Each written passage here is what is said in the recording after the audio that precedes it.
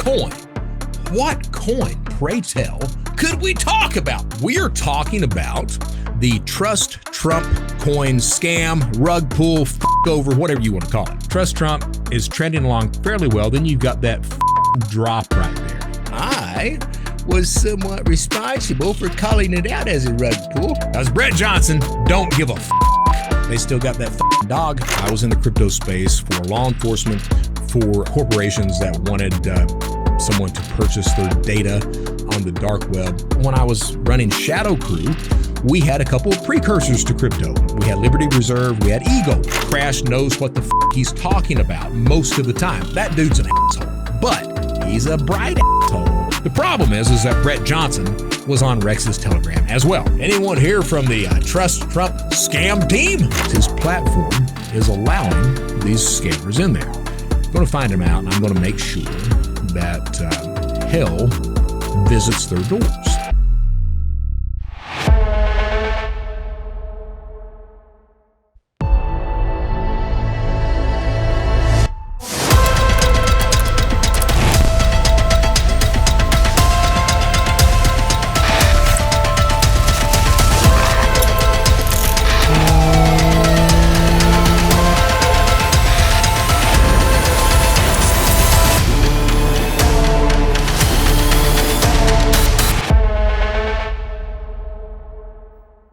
I'm Brett Johnson, former United States most wanted criminal.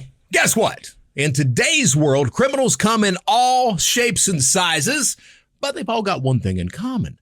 They've all got criminal thoughts. On today's episode, we are talking about the Trust Trump coin scam, fuck over, rug pull, whatever you want to call it. That's what we're talking about today. Why are we talking about that? Well, because yours fucking truly right here, I was somewhat responsible for calling it out as a rug pull, and I was absolutely responsible for getting some of these Telegram channels shut down and everything else that was supporting that bullshit. Now, before we get to that point, we are going to check in with Brian to see what all's going on.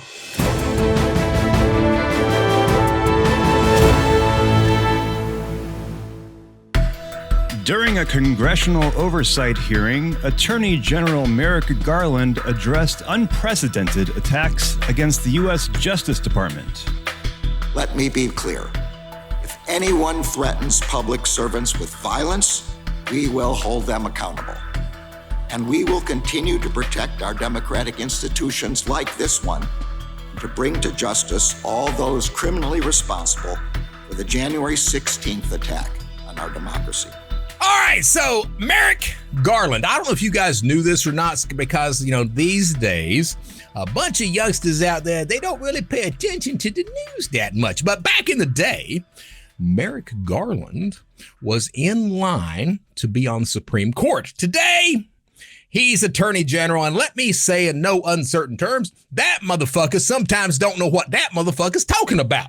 Why do I say that? Well, because he made this statement that the DOJ does not target individuals. And he said it. Now, he said it because Donald Trump, of course, he just got convicted of 34 felonies, campaign violations, forging documents to cover up the hush money payment that went to Stormy Daniels, which, let me say again, bad idea to pay a porn star to keep her mouth shut.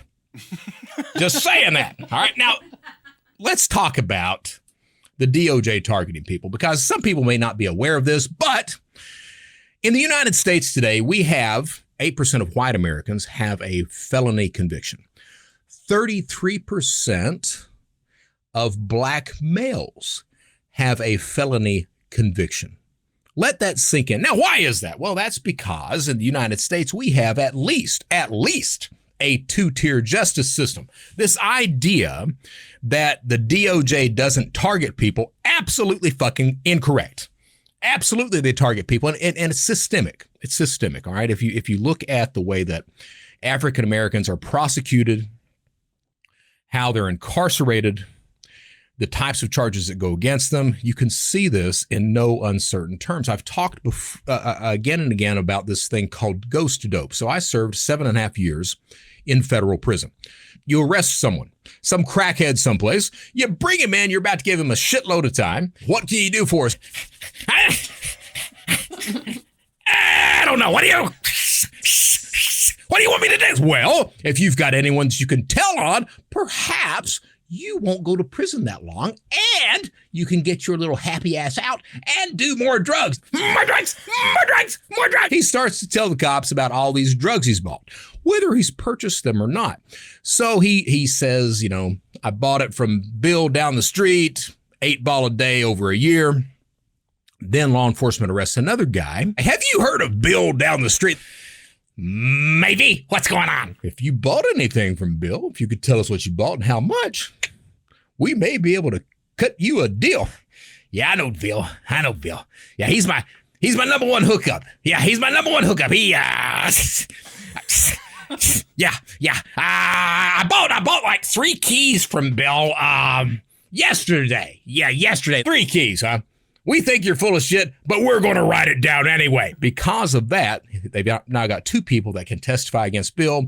They indict Bill for drug conspiracy, raid Bill's home, don't find any drugs at all, but those charges stick and those charges convict Bill because of the way conspiracy charges and indictments operate. Okay, so prisons are filled with people serving time for ghost dope, mostly African Americans. Now you have a shitload of meth heads that are serving time for that same stuff as well.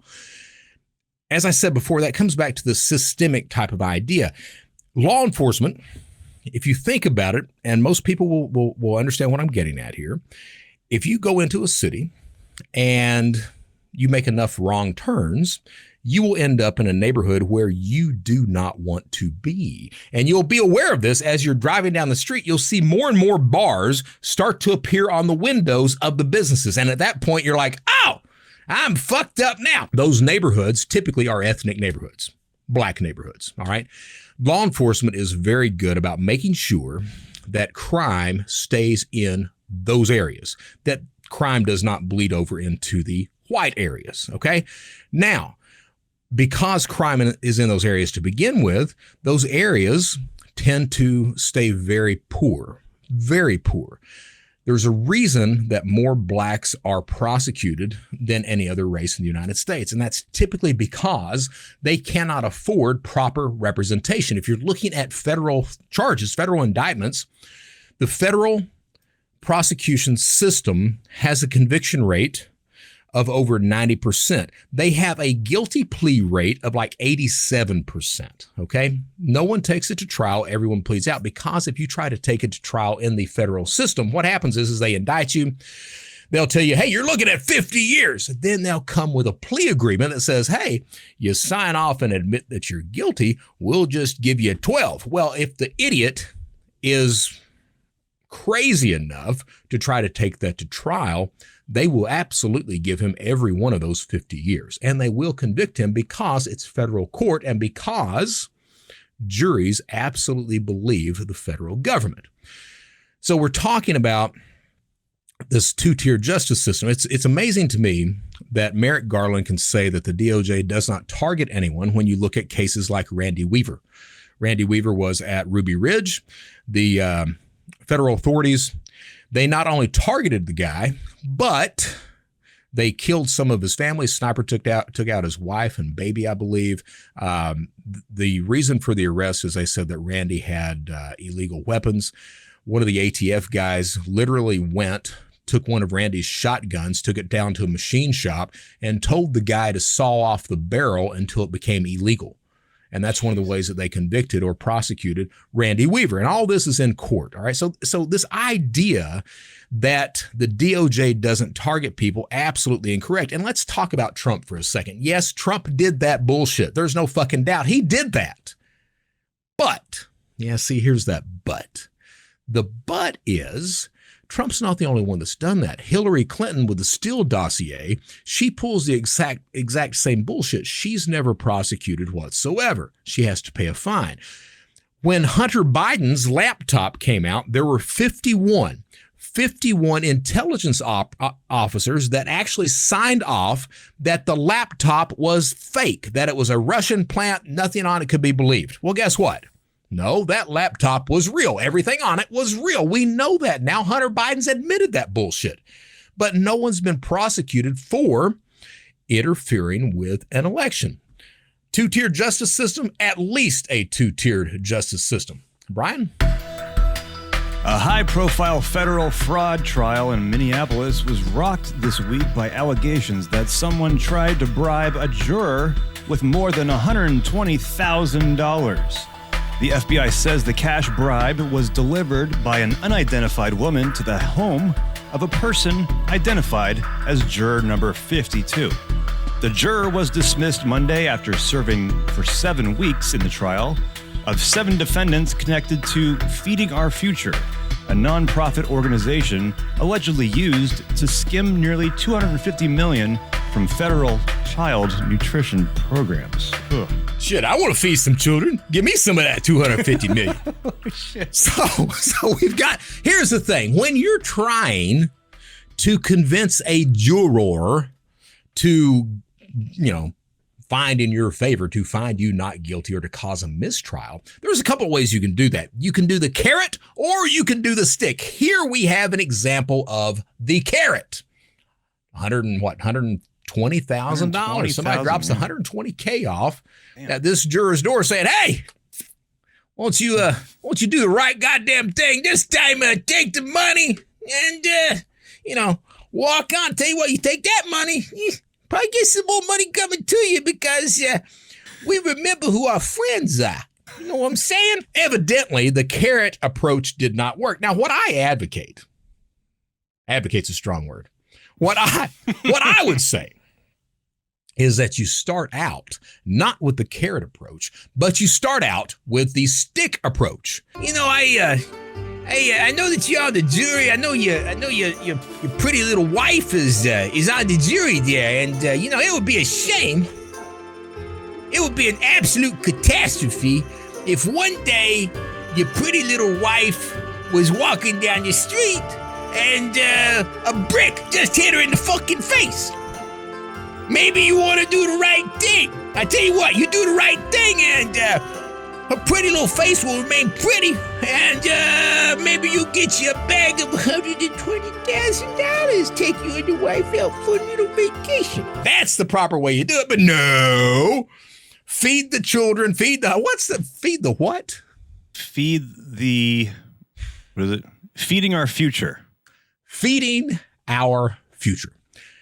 So Feeding Our Future, a bunch of fucks that they are, decided they were going to steal money from a bunch of kids and then try to pay off the jurors. Well, that really does not work. This is not the movies anymore. It's not. And that story about hitting someone in the face with a brick, I got that from, there was this guy in prison that he was trying to appeal.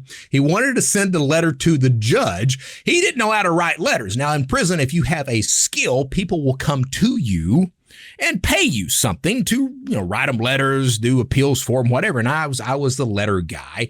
And this guy comes to me, he's like, "Hey man, can you write a letter to the judge for me?" So I wrote that letter to the judge. "Hey judge, I know you got a pretty little wife there." And I hand the guy, I didn't send it out.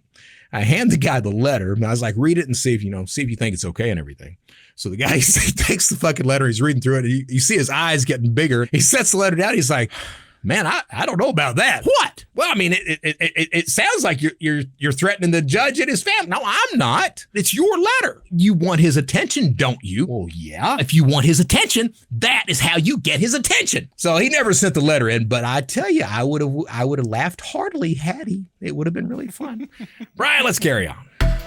Veronica Garcia, a transgender high school athlete in Washington who won the state championship in the girls' 400-meter race last month, complained about the lack of sportsmanship after winning the race and receiving a medal for it. First of all, you notice I've changed sides on the video. Brian had me on the right. Now he's got me on the left. Now that is not an indication of my political stance. I am an equal opportunity hater. I hate them all. That being said, just because I'm on the left today does not mean, it absolutely does not mean that I believe this bullshit about letting men play women's sports. If you've not noticed, And bear this shit in mind. It seems to me that the only men who want to identify as women and then play women's sports are the men who suck at men's sports. You don't see LeBron doing this. You don't see LeBron James doing that. You absolutely do not. LeBron James would pick up one of those poor little girls and dunk her. You don't see that shit because he's good at what he does. This runner, probably not. Probably not. Let's be honest. Men physically are stronger than women. I mean, I've seen a few videos of these men on women track meets, and they absolutely beat the ever-loving dog shit out of the women that are there. And if they don't, something's wrong.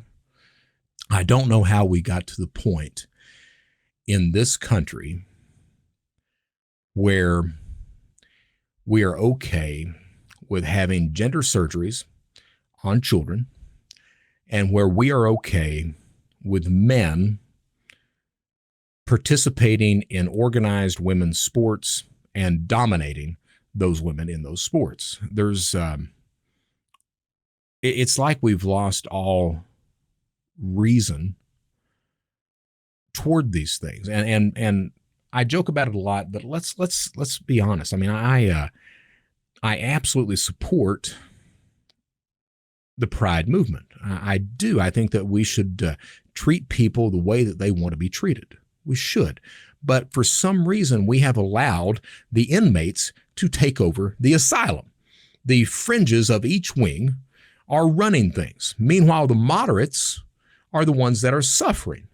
And this is a prime example of that. We've got to do something about men engaging in women's sports. We've got to put a stop to that bullshit. We've also got to do something about these surgeries. And the reason I say that, okay, and I am not the guy that says, oh, that's you know, they got nothing wrong with them. They should always identify as male or female because that's what they were born as. I'm not that guy. I'm not. I think that if you want to have a gender reassignment surgery, do that. My problem is that the human brain, especially in males, the human brain doesn't fully form until you're in your early to mid 20s. All right, you're simply not able to fully make rational decisions. Yet, because of a bunch of virtue signaling parents, we are allowing surgeons to perform surgeries on children that cannot be reversed. I think that's a horrible, horrible thing. I do. I don't see and I understand that child may go through some hell and may question things, may go through depression, what have you. But it seems to me that having a surgery at that young of an age, when someone simply does not have the ability yet to make a rational decision, it seems to me there's something wrong with that.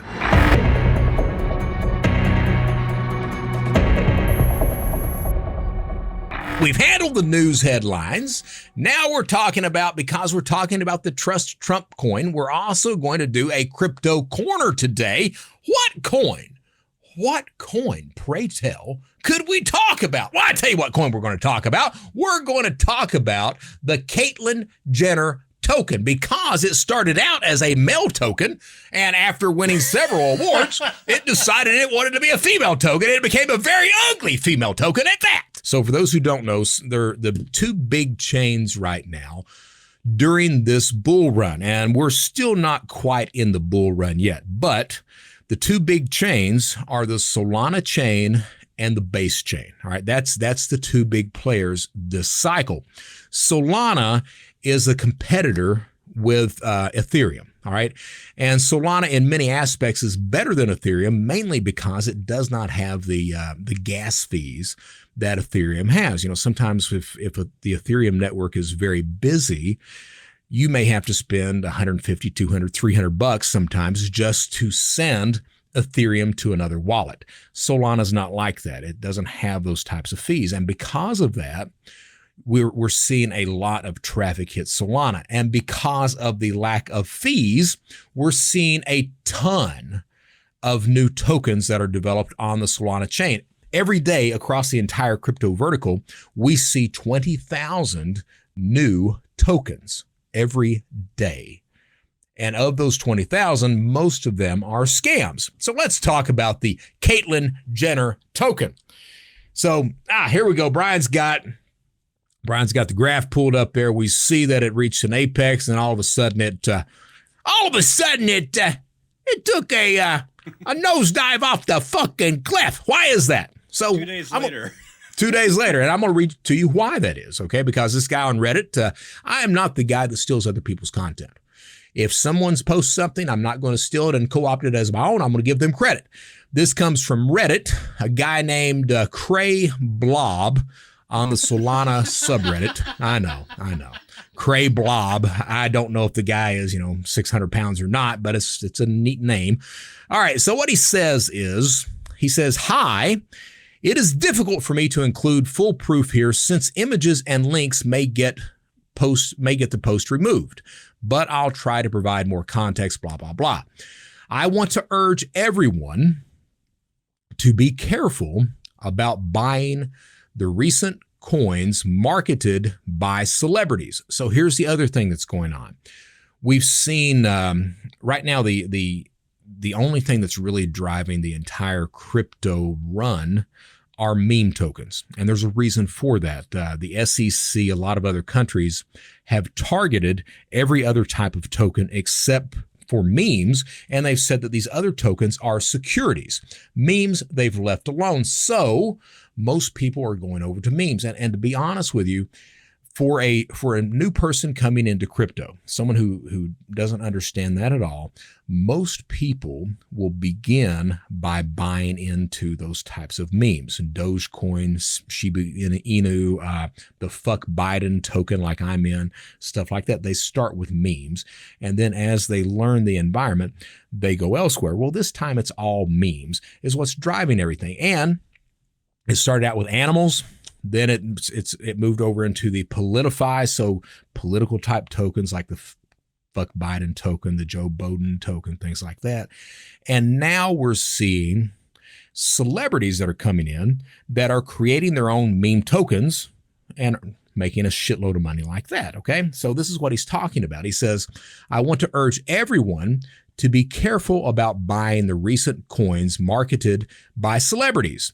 A person known as Sahil, who has connections to various celebrities and has previously been involved in rug pulls and scams, is reaching out to clueless influencers, offering to make them quick money. Why the celebrities are agreeing to launch with this person is beyond me. It is incredibly reckless, and the celebrities themselves are as much to blame for what is happening as the scammer facilitating it. And he's right. I mean, so this Sahil guy is a known scammer, never been convicted because he pulls rug pulls in such a way that it's very hard to prosecute that gentleman, okay? So this gentleman has been reaching out to Caitlyn Jenner, to all these other celebrities and saying, hey, I'm very good at crypto. Why don't you go ahead and let me start a token for you and you will make a shitload of money. Then he pulls open his portfolio and he says, this token, this token, this token, this, I've been responsible for all this. And you see the amount of money that these tokens have made over time. He's not pointed out, well, the amount of money that they've made goes into my pocket because I'm ripping off every other motherfucker that invests in it. All right. That's the part that is left unsaid. He goes on to say, the manager of Caitlyn Jenner claimed on an X Twitter space that they held 3% of the Jenner token, the token that Sahil launched with them. But upon checking holder distribution on chain, there is no holder with this amount. So you can go to some place like SoulScan and you can look at a specific wallet and you can see the transaction history of that wallet, every token that they're holding, where they've sent tokens, where they've bought them from, things like that. And you can start chasing this stuff down. And what he says is he says, hey, the Jenners are claiming that they had 3% of the Jenner token, but there's no evidence of that whatsoever anywhere. And he says, but upon checking the distribution, no place is it found. The Radium liquidity pool, however, has 3%. In other words, Sahil has managed to convince the Jenners that they have 3% of the 8-figure market cap, while in reality, they likely have nothing. Sahil, on the other hand, is buying the coin supply with his friends before the token address is confirmed by Caitlin and then dumping it for insane returns. And the post goes on from there. So this is why it's very important to understand the way the crypto vertical and industry works, okay? If you're getting your information from Reddit in order to buy tokens, you are already too late. If you're getting your information from Telegram even, Telegram is much farther up the chain. But if you're getting your information from Telegram, again, you are far too late because a lot of these tokens are developed by people who first share that information with their associates, their friends, fellow investors. Those people buy into this token before you are even able to acquire it. So they're already sitting there with, 20%, 30%, sometimes if it's like the Brett token, 80% of every token is held by this team of insiders, all right? Then they release the other 30% or whatever that is out into the wild for regular people to buy it. Then what happens? Well, as regular people buy it, you become what's called exit liquidity. If I've purchased something at 50 cents and I share it within a group of people and they pump the price up to $1.50, I cash out my 70% as quickly as I possibly can because I've all of a sudden made 3 times the amount that I invested into that. I cash out. Those people who just bought in become exit liquidity. They're not able to cash out because I've taken all of the liquidity out of that token. They may have 20 million, a billion of them, what have you, but they're now worthless. That's what this Sahil is doing. He's sharing these tokens with his insiders, with his friends, and doing it himself. He's buying these tokens before they even hit the market. He's adding a celebrity's name to it, someone who has millions of followers. That person with millions of followers gets on Twitter, gets on TikTok and says, "Hey, I just got a token. You guys buy it. We're going to the moon." Well, yeah, you're going to the moon for the developer, but the people who are just buying into it are going to get ripped off. That is today's Crypto Corner. All right, on today's main show, we are talking about the Trust Trump coin scam, rug pull, fuck over, whatever you want to call it. So here's the thing. March 2nd of this year, I got involved in crypto. I've been in the crypto space for a while, just not as someone who was gambling on the different tokens. I was in the crypto space for law enforcement, for corporations that wanted someone to purchase their data on the dark web, something like that. So I used crypto specifically for dark web or illegal engagement that was allowed by law enforcement. But I've been in it since, 2011? Yeah, 2011. And before that, when I was running Shadowcrew, we had a couple of precursors to crypto. We had Liberty Reserve, we had eGold.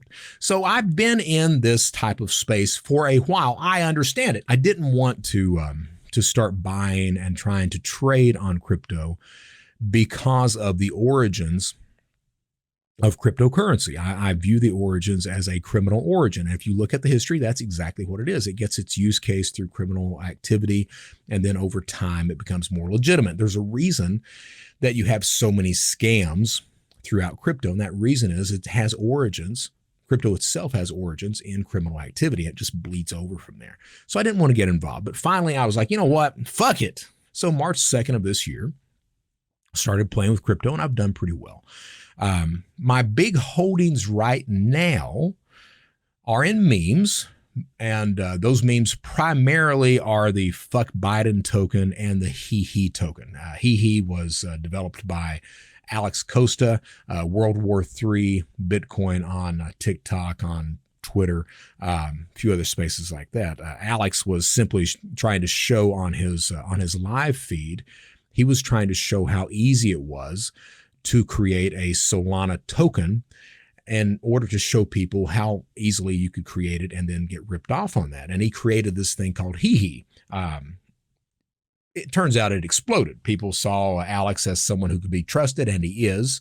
And because of that, they started to buy into it. And now It reached an apex of like $60 million. It's down to about 5 million right now because we've had this huge pullback with altcoins and crypto as a whole. But Alex started that. The other token is called the Fuck Biden token. And I got in on that really cheap, and I'm hoping that it does something. It should. I'm hoping it does something this month because we've got the debate. The first presidential debate is this month. Now, the reason I say that, all right, we're talking about the Trust Trump coin scam, and it absolutely has some relation with the Fuck Biden token, and the relation is this. So right now, we've got, as I said, it's meme season. Memes are what is driving the crypto environment. We've went through the animals. We're right now on celebrities, and we've got this politify narrative, political finance. We've got this politify narrative in crypto. Joe Biden came out. He put a 45% tax on all crypto cash outs. Trump came out after that and says, hey, I support cryptocurrency. I'm going to make sure that cryptocurrency is successful. So because of that, you've got most crypto people are supporting Trump. And because of that, you've got a lot of Trump labeled coins that are in the crypto environment, especially on Solana. Fuck Biden was one of the first that popped out. All right. And because of my feelings toward, let's be honest, I don't like Trump. I don't like Joe Biden. I like Joe Biden even less than Trump. So I support Trump in the election. All right. I do. Not because I'm all ape shit on Trump, just because I don't like Joe Biden. That's why. So I'm in the Fuck Biden token. That token is doing fairly well, and it should do well the rest of this month and through November anyway. Now, that being said, what happens is there was this gentleman who goes by his name's Chris. He goes by the screen name of Big Daddy Ranch, BDR. So he was, yeah, I know.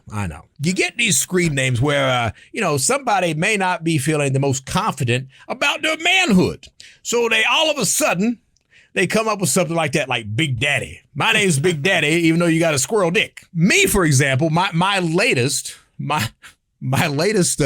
Telegram moniker, I set it up the other day because they had banned me on it on one channel, and I was like, by God, I'm not through yet. So I set up a new moniker. The new moniker is Big Dick McGee, or you can call me Big Dick for short. All right, because I know I don't have that, but it's my story online. I could be whoever I want to be. That's right. So that's what I did. Big Daddy Ranch, obviously the same type of dude. Well, he was one of the first people that bought into the Fuck Biden token. And at that point, when he bought into it, it was it had made the fastest increase ever on pump.fun. It had it achieved all these first. It was on fire when he first bought into it, and he bought a lot of the token. As he buys it, and this is just conjecture at this point, as he buys it, evidently he starts to see that, hey, these political tokens make a shit ton of money, or they're going to make a shit ton of money. So what he does is he waits until the Fuck Biden token, and this is not conjecture, he waits until the Fuck Biden token reaches like a $4 million market cap. So you figure he buys into it when the market cap is under $60,000. He cashes out when that market cap is at around 4 million, 4.5 million. Give you an idea of the profit on that. If he bought, say he bought at a market cap of $50,000 and he puts $1,000 into that, that market cap at $50,000, the amount of tokens he gets at that point to when he cashes out at 4 million or 4.5 million, he's probably made $150K on that. All right, within the space of just a few days. So what he does is, and when that happens, when you buy into a token like that, and as the token's going up, the liquidity on that token is not very high. Okay, so the market cap may be 4.5 million, but you may only have $200,000 in liquidity in the token. What that means is that, yeah, I may be holding $7 million worth of tokens, But if there's only 200,000 in liquidity, the most that I'm going to get out of that is $200,000. And I'm not going to get that out because there are other holders in the token as well. Okay. So this BDR, he wants to start his own token, his own political token. So what he does is he dumps in one flash sale, he dumps every single fuck Biden token that he's got in an attempt to destroy the fuck Biden token so that he can go off on his own, start a new political token, and get all of the traffic that was going into that into his new token. So he dumps everything. And at that point in time, I think fuck Biden crashed from that 4.5 million down to about $800,000. It survived. It's been up. It's been going between $2 to $3 million on a market cap, and we're going to see what it does with the debate coming up. So anyway, this guy cashes out this token. He then goes on to start his own token called Trust Trump, and he comes back to the fuck Biden Telegram, and he starts to steal mods and admins that are in fuck Biden. And how does he do that? Well, I'll give you so much of this token. How many tokens of fuck Biden are you holding? Well, I'll tell you what, don't worry about that. I will double that on Trust Trump. And I've got this much money for marketing. I've got all this stuff that's going on. You can trust me. So he comes in and does that. Now, the thing is, the people over at the fuck Biden team are outstanding. They work their asses off every single day. And if you're going to have, especially when times are slow, if you are going to have a project that succeeds, you have to have a team that works constantly. And these guys do. They were not doing that over at Trust Trump. So what happens is when Trust Trump launches, the market cap shoots past the fuck Biden market cap. But while it shoots past that, it quickly starts to drop. As it drops, it goes below the fuck Biden token market cap, and the volume on the Trust Trump coin becomes stagnant. And we're talking, under, I think the last volume I saw was $1,000 on a 24-hour span. So the volume dies out, the market cap starts to decline. So we start to see some funny shit going on with Trust Trump. The first thing that we see, the team members, some of the team members started to ask for extra liquidity to be added into the liquidity pool, all right, so that the price fluctuations wouldn't be so volatile. So they got more liquidity added into that. Once that liquidity was added into the pool, within a couple of days, we see all of a sudden that liquidity disappear. And that will raise a number of flags. So the liquidity disappears, the market cap, people see that and they're like, oh shit, something funny is going on. They start to sell. All of a sudden you've got Trust Trump that starts to bottom out. The team comes back on to Trust Trump and they say, well, it was, the market's stagnant right now. And what we did was we just removed the liquidity to a safe place. And we're going to keep it there until the market starts to pick back up. Then we're going to add it back in so that, so things remain stable and everything. That was the excuse they used. Now, that is at best, a bullshit excuse. It's a complete lie. Enough of the team members realized it was a complete lie that 6 of them quit within 24 hours. All right. At the same time that's going on, this guy, Chris, Big Daddy Ranch, he disappears. The creator of the token disappears. And he uses an excuse to disappear. He says that, hey, my 9-month-old son is in the hospital and he has to have a surgery and he may not come out of it. So, that's pulling at the heartstrings. That's something that you worry about. That's something that causes concern. Except if you're Brett Johnson. Because Brett Johnson don't give a fuck about any excuse that you're coming out about. So I'm seeing this shit. And I've already called it out about the liquidity. I'm like, hey, that seems to me like that's a bit of a bullshit excuse. But they kept saying, oh, no, it's fine. Everything's fine. The team's great. And finally, I'm like, where's BDR?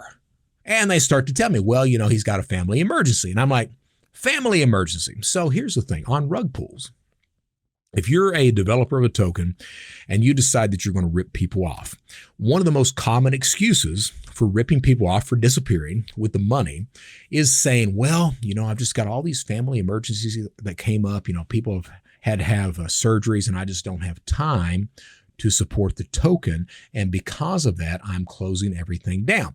And when they close everything down, they steal your fucking money at the same time. So BDR comes out and says, I've got these family emergencies. My son's got to have surgery. Now, does he have a son that has a medical emergency? I don't know. I don't. All right. I'm not sure it's too caustic for me to say, nor do I fucking care. But nor do I fucking care at this point, because at best, he's using his sick son as an excuse to steal everyone's tokens on that project. That's the best case scenario. Worst case scenario, the son of a bitch doesn't have a son. He made it all up so that people would feel sorry for him and maybe let him go as he stole people's money. That's the worst case scenario. It's one of those two. And either way, I don't give a fuck. All right. I hope the best for the kid. But at the same time, if there is a kid, at the same time, his dad is a complete worthless piece of shit. That's the truth of the matter. So what happens is this guy disappears. He uses that as an excuse. The community that had invested in the Trust Trump coin, they start to see something's wrong. So you start to see people sell. Now, this is where a complicit team comes into play. You had people and they went by the screen names of Thomas. They went by the screen names of Jason G, of 21 Beast, a few other names as well. The remaining team who had not already quit, they remain on Telegram and they start to tell anyone who gets worried, hey, everything's fine. We're going to work it out. BDR will be back in the next few days. And if he's not back, well, you've got to understand it's a family emergency. And if it were me, I would absolutely not be worried about any crypto right now. I'd be worried about my son. So as they're saying this, I'm actually monitoring BDR on Telegram because you can see when someone logs in. So I'm pointing out that I'm like, so he's got a family emergency. He's too busy for crypto, but he's not too busy to be fucking around on Telegram every place else except the Trust Trump Telegram channel. Is that what you're telling me? And the response is crickets. So within 2 days of those warnings of me starting to raise hell on Telegram on the Trust Trump channel, they come out with a message. And the message is hey, we are sorry to announce this, but because the dev is seeing family emergencies and there are things going on right now, we are shutting down the Trust Trump project. And they literally close everything down. All right. The money that was in the liquidity pool at that point, it was not very much, but that disappears. The coin is delisted. Nowadays, it's very hard to find any indication of the Trust Trump project whatsoever. Story keeps going. What happens is, remember, I got involved in crypto March 2nd. All right. And one of the things that I advocate on crypto, because people are better at this than I am, people are better at this than you are. Okay. One of the things that I advocate is not going into the crypto space solo. Follow influencers that you trust. And the influencers are not what's important. What's important there are that influencer's community. Because if that influencer has a big enough community, that influencer can absolutely help manipulate the price of these tokens. So the big guy right now is Crash. He goes by his @ on Twitter is Crashus Clay 69. That dude's an asshole. But that dude is outstanding about calling projects. He really is. He called this project called Brett on Base, called it when it was like at a $7 million market cap. The goddamn thing is about to be a $2 billion market cap. And Crash is saying it's going to be a $40+ billion market cap. And I got to tell you, I don't doubt that. I don't. Brian, if you'll bring up that graph again so we can look at this real quick. So this is that's fuck Biden, right? This is fuck Biden. Okay, so that's the fuck Biden token. So you see here, and these types of graphs are very common. Understand that in crypto, a 35% move up or down on a daily basis is normal. That shit's normal. And the reason for that, when I had Jake Donahue on, he talked about this. The volume that you see on these trades is often fake because you have someone who comes up with a new token can use a bot to make fake volume. All right. And that's just a regular person doing that. If you've got a company, all of a sudden you've got a highly sophisticated platform that has a lot of fake volume that becomes very difficult to tell that it's fake. Okay. So a lot of the volume that's on crypto engagements is fake. Once you get real people that are in there, and at the same time, these market caps are low, the liquidity is low. The lower the liquidity, the more volatile a token will be. If you have a very low liquidity and someone sells just a few $1,000s of that token, it can absolutely crash that token. By comparison, if someone buys just a few $1,000s of that token, you will see that market cap start to shoot up exponentially all of a sudden. Okay, and it makes things look good, but a lot of that engagement is fake. What we see with the fuck Biden chart there is you see it at the apex, which was about a $4.5 million market cap at that point in time. Because new tokens are coming out, because at the same time the PolitiFi narrative is being replaced by the celebrity meme narrative until more election shit happens.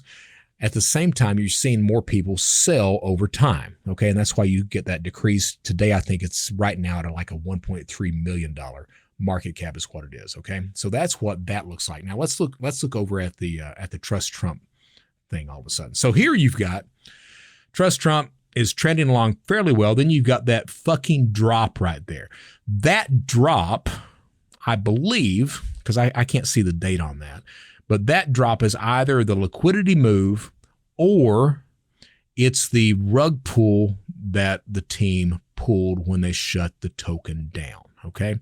And you see that continued decline to where today it's worth absolutely nothing. Zero. The Trust Trump team, they shut everything down. They steal the remaining liquidity that's in the marketplace. They delist the token. They shut down the Telegram channel. They shut down the Twitter feed, shut down every single thing they can. So that today it's very difficult to find any indication that this token even existed. The problem, though, I was talking about influencers. One of the main influencers that I followed Crash because Crash knows what the fuck he's talking about most of the time. Now, he's an asshole. Bear that in mind. He's an asshole, but he's a bright asshole. He's a shiny asshole. He's evidently had that asshole of his bleached because that motherfucker, he knows exactly what he's talking about a lot. The other guy that I follow is Rex, and his @ is Invest with Rex. He's on TikTok. He's on Telegram. He's on Twitter, and he has made some very good calls as well. He made Brett as a call, but he's made some shit calls. He called Emerald, which is basically the Bre-X of the crypto industry. He called DCI. He called a few others that have not done very well at all. Now, he's made several $1 million this year. So yeah, he absolutely knows more about it than I do. His Telegram channel, the Rex Paddock Investment Group, was populated by several of the Trust Trump coin team members. All right. So typically what happens when you have a group, a project, and the team pulls a rug, and that means they're simply taking all of the liquidity out so that the remaining holders are left holding the bag, the worthless bag. Okay. A lot of those team members were on Rex's Telegram channel. When a lot of these team members pull rugs on projects, you'll see they will come back into the environment. They absolutely will. They won't disappear with the money. They'll come back and they'll start to play the victim card themselves. Hey, I was just a team member and I lost more money than anyone. I was one of the initial investors and we thought it was going to moon, and all of a sudden it just crashed. And it's not a rug pull. It's just that everything fell apart because of this family emergency. And I just want you to know that we're very sorry that it happened. And I lost more than you did at the end of the day. That is a very typical type of response from these scammers on any project that pulls a rug or scams its holders. That you see these people come back in and try to play the victim card. That was what was going on Rex's Telegram. The problem is that Brett Johnson was on Rex's Telegram as well. So what happens is understand that I am very good. I'm beyond good. I am outstanding at understanding the dynamics of different types of platforms. Okay, so I understand dark web forums and marketplaces better than most people on the planet. Telegram, I understand because Telegram is also the Wild West of cybercrime. Most cybercriminals now are on Telegram. Because of that, I have an understanding of the way that those groups and channels work and operate that's better than most anyone else's on the planet. All right. I say that because if you can understand the way that those communication channels work, it becomes very easy to poison the well, to go in and sow so much dissension and paranoia and discord that the channel dies out or that the channel shuts down. Rex's channel. So these scammers from Trust Trump were on Rex's channel. I saw that, so I just simply mentioned, hey, anyone here from the Trust Trump scam team? The people that were from that team, they took exception to that, so they start to respond. I'm from that team, and I didn't scam anyone. Well, that's all that I needed to come in and start posting screenshots, to start laying the facts down, everything else. At the same time, a lot of the holders that got ripped off, they were on Rex's channel as well. Now, Rex, it was very fortuitous for me because Rex has been on vacation. He did not, and Rex is the only person that could ban anyone from that channel. So I could really say whatever the fuck I wanted to say, and no one could do anything about it. They could not remove posts. They could not ban me, could not do anything else. So I start to raise absolute mortal hell about that while at the same time posting about it on LinkedIn, on Twitter, any place else that would mention. And I start tagging Rex at the same time. Now, one of the old admins named John Taylor, he comes back into the Rex Telegram. And he starts raising hell. He starts to support these scammers as I'm calling them out, as the other victims are coming out saying, hey, yo, we got ripped off. He starts to support these scammers. And I had a nice little conversation with him saying, hey, are you sure this is what you want to do? Do you really want to support these scammers on this channel? Because this is absolutely going to send a horrible message to anyone who follows Rex, that you're allowing scammers on here, that you're supporting them, and that you're shouting down anyone who got ripped off by them. Well, John decided that he did not like me saying anything like that, and he basically told me to get fucked. I then made a post on Twitter, was screenshot saying that he did not care anything about rugs or whoever got ripped off, posted that on Twitter, tagged Rex to it, and basically said, hey, I advise extreme caution to anyone that follows Rex because his platform is allowing these scammers in there. Within an hour, Rex shuts down that channel. And he left a message saying, this platform, this channel has become something that I did not intend for it to become. We've got scammers on there. We've got people that are complaining about scammers. We've got conversations that should not be taking place. And he shut it down, rightfully so. And that's your dog's upset with him. That's my 30-pound, actually 32-pound. My wife. Sorry, I didn't mean to do that. No, you're fine because this bears telling. That's our COVID puppy. It's my COVID puppy because the goddamn dog loves the shit out of me more than anybody else. But what happens is Michele, during COVID, we had 2 cats. We had a large greyhound at that point in time. And Michele wants a puppy. And she brings me this picture on her phone of little Daisy. And little Daisy at that point was like 5 weeks old. And the picture was of little Daisy sitting in her food bowl, just looking at the camera like. So Michele shows it. She's like, can we get this puppy? And my answer was, no, we can't because you guys won't take care of the animal. So she went away all forlorn. But that picture stuck in my head. So a couple of days later, sitting on the couch watching TV, and I looked over at her and I was like, hey, they still got that fucking dog? And she was like, yeah. I was like, well, why don't you go get that fucking dog? And she's like, really? And I was like, yeah, really. Why don't you go get it? So her and Carson go and get it. And sure enough, I'm the main caretaker of the dog. And the reason I became caretaker of the dog, this thing, it was like 5 weeks old, little Chihuahua mix. And it couldn't walk up the stairs by itself. It would follow people into the kitchen, and they wouldn't understand, or they would forget that it was under their feet, and they would open a cabinet door and it would hit the goddamn dog square in the head. And the dog, you'd hear it, arr, arr, arr, arr, arr, arr. And I'm sitting there going, you guys are going to give the animal some sort of CTE. It needs a helmet. So after a while, I was like, damn, I need to take care of this dog or they're going to kill it. So I adopted the little dog myself. Now it follows me around all over the place. It's an outstanding animal. That being said, when she brought it in at 5 weeks old, she told me that the dog would not get any heavier than 12 pounds. The dog last week weighed in at 32 pounds.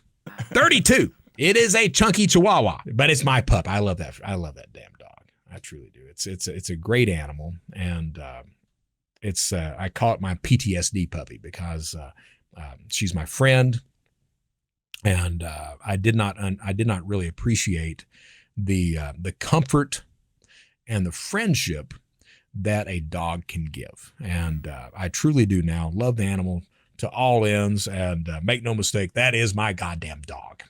There's no doubt. Now I don't know what the hell I was talking about. I was talking about the Trust Trump stuff. Yeah. So Rex shut down his Telegram channel. And since that point, I have been on the prowl for the real names of the remaining team and of BDR. And I'm going to find them out because they're idiots. I'm going to find them out, and I'm going to make sure that hell visits their doors. And at the same time, I told everyone on Twitter that, I'm looking for these people. I'm going to find these people. And if anyone stands in my way or tries to protect them, I will make sure that they suffer as well, because we do not give any quarter to any scammer at all. I used to be one. I know what that lifestyle is like. I know that they don't give a damn about the victims. I know that they lie because I did all of that stuff. I know that they lie constantly, and I know that they will continue to do that. So we're absolutely going to get even with them in a legal way. But we're going to do that.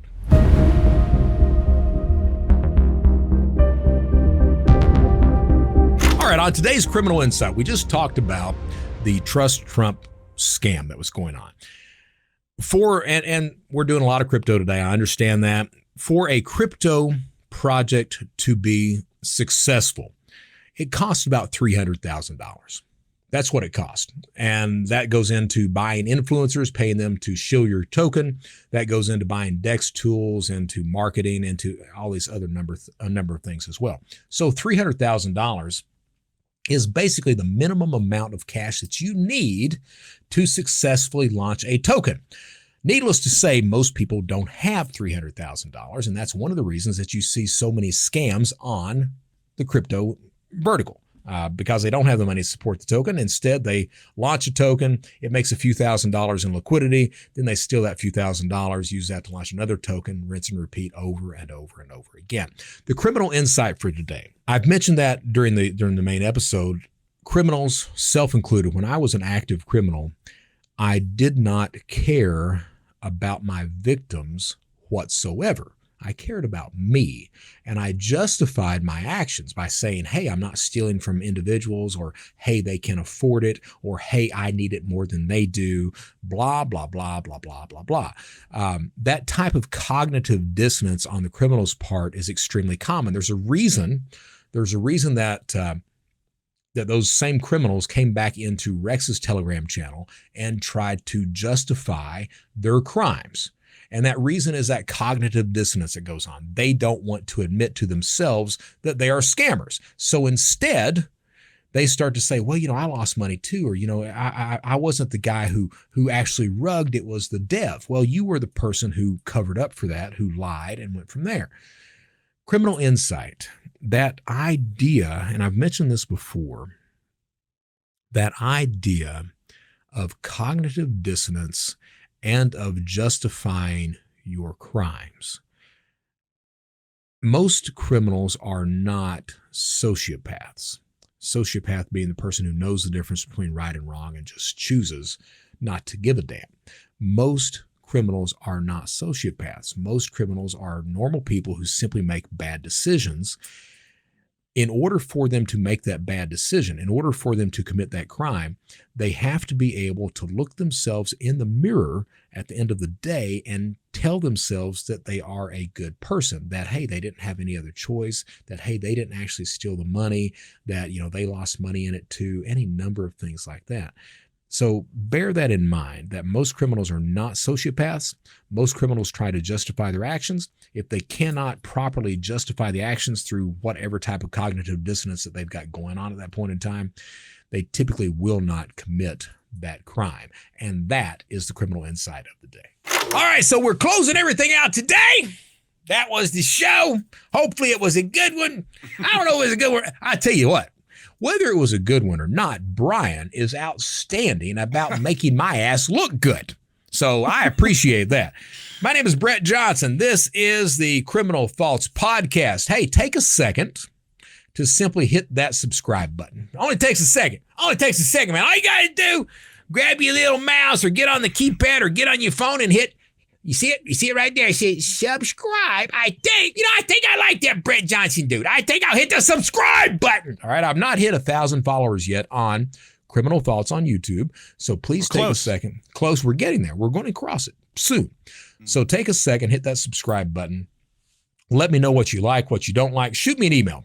Brett@thebrettjohnsonshow.com. I will respond to that email. And, if you've got any suggestions about guests, topics, complaints, anything else, let me know. If it's a complaint, I'll tell you that I care, but I really fucking don't. Now, I do care. If it's a valid complaint, I'll answer it, respond to it, and fix whatever's wrong. My name is Brett Johnson. We're going to close things out. How do we do that? We do that by saying stay safe out there. Stay secure out there. Stay vigilant out there. More importantly, all of that gets washed aside if you just remember at the end of the day, just do the right damn thing. If you do that, all that other stuff follows at the end. My name is Brett Johnson. I want to thank you guys so much for taking the time to tune in. Until next time.